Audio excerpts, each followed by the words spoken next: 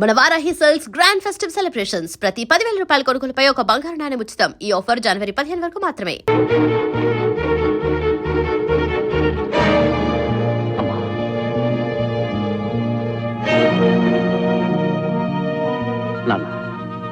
ఏ పాపం ఎరుగని మిమ్మల్ని కుట్టినందుకు ఆ మస్తాన్ గాడికి బుద్ధి చెప్పి కాళ్ళు చేతులు వెనక్కి కొట్టొచ్చాను.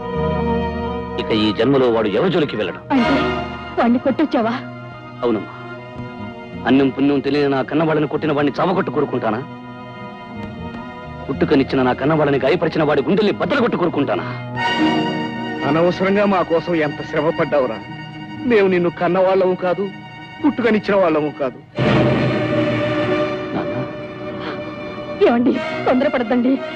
ఇప్పటికే ఆలస్యం చేశామే.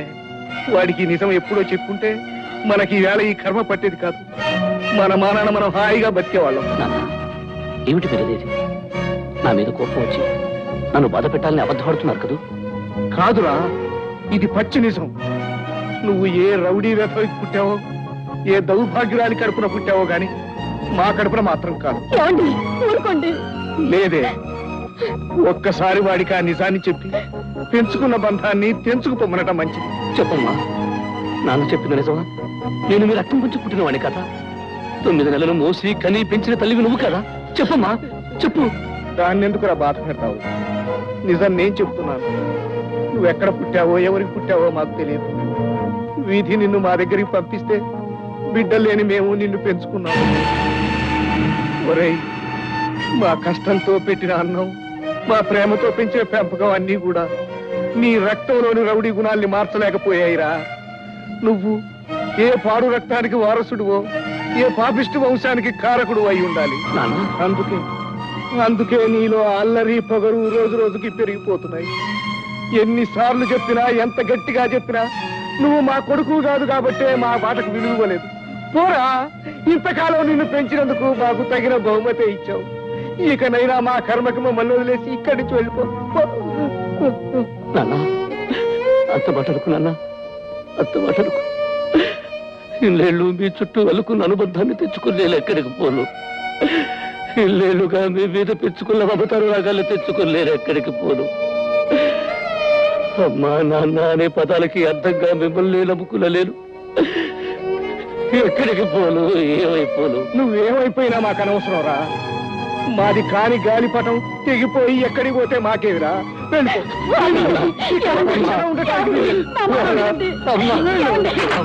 వాడిని మనకు దూరం చేయకండి. మనకు కాని మనిషి, మనకు లేని మనిషే. వాడు ఉన్నాడనుకోవడం, వాడిని ఉంచాలనుకోవడం కేవలం పొరపాటు.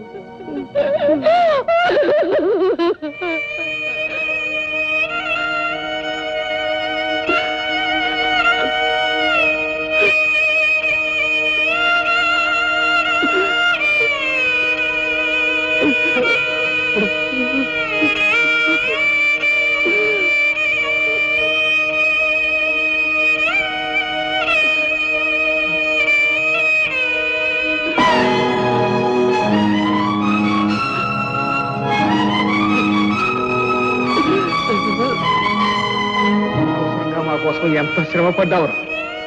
మేము నిన్ను కన్న వాళ్ళము కాదు, పుట్టుకనిచ్చిన వాళ్ళము కాదు.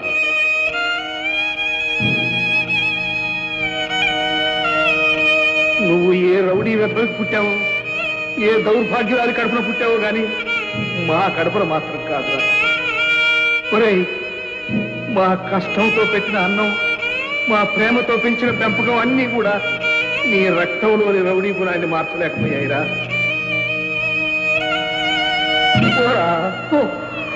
ఇంతకాలం నిన్ను పెంచినందుకు మాకు తగిన శాస్తి చేశావు.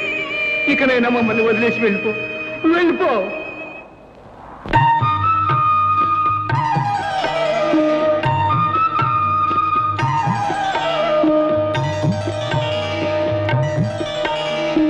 ఎవరు నీ వారెవరు పెరవారు,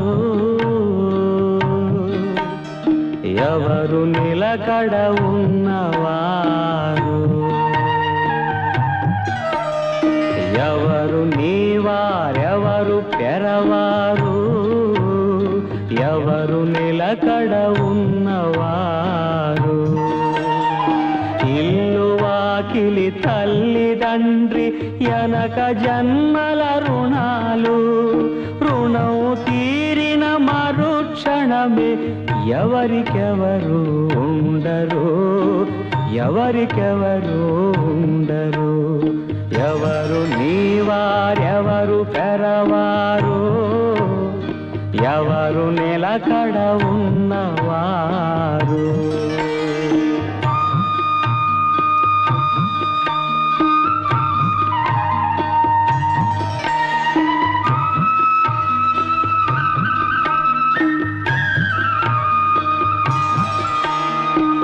సత్యమన్నది వడ్ల గింజలు దాగి ఉన్న బియ్యము ఓ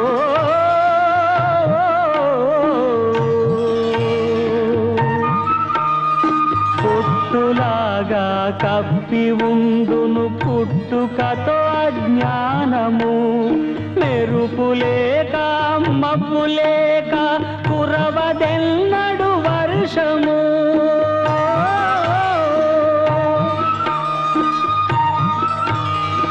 చినుకుకేలా తెలుసు తనకు జన్మనిచ్చిన మేఘము జన్మనిచ్చిన మేఘము ఎవరు నీవారెవరు పెరవారు ఎవరు నిలకడ ఉన్నవారు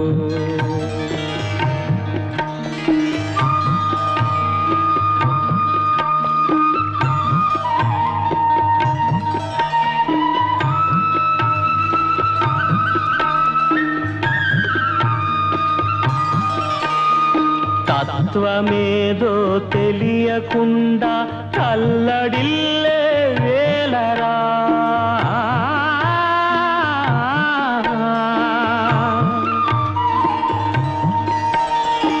తల్లిదండ్రి లేని బిడ్డ ధరణిలోనే లేదురా మరపు పొరల మరుగులోన గురుతులుడును వెతకరా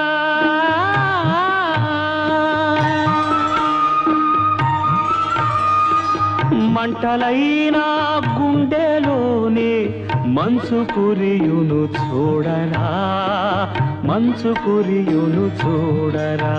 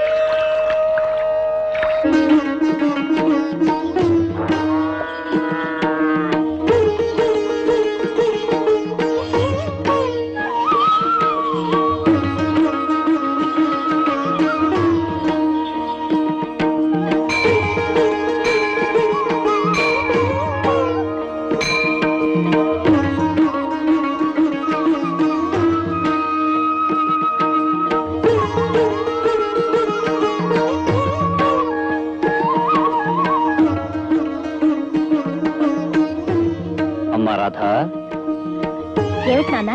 పూజకు కావలసిన సామాన్లన్నీ సిద్ధంగా ఉంచావమ్మా? అన్నీ సిద్ధంగా ఉన్నాయి నాన్న. పదమ్మా. నమస్కారం బాబాయ్ గారు. దీర్ఘాయుష్మాన్ భవ. ఏమయ్యా రాజు, ఈ రోజు సరిగ్గా పూజ సమయానికి వచ్చారు. రోజు ముందే వచ్చేవారుగా? అది బహుశా ఆలస్యమైన కారణం లక్ష్మీ వదిన ఉంటుంది నాన్న. అదేం కాదమ్మా, చెరువుకి నీళ్లు తెచ్చుకోవడం కాస్త ఆలస్యమైంది. దేవి దర్శనానికి రావడం ప్రధానంగానే. ఎప్పుడైతే ఏం తల్లి. ఏం బాబు, మీ దంపతులకు మా పల్లె బాగా నచ్చిందా? బ్రహ్మాండంగా నచ్చిందండి. శాశ్వతంగా మేమిద్దరం ఇక్కడే ఉండిపోదాం అనుకుంటున్నాం. సంతోషం బాబు. మీరెక్కడ ఉన్నా ఆ దేవి దీవులు మీకు ఎల్లప్పుడూ ఉంటాయి.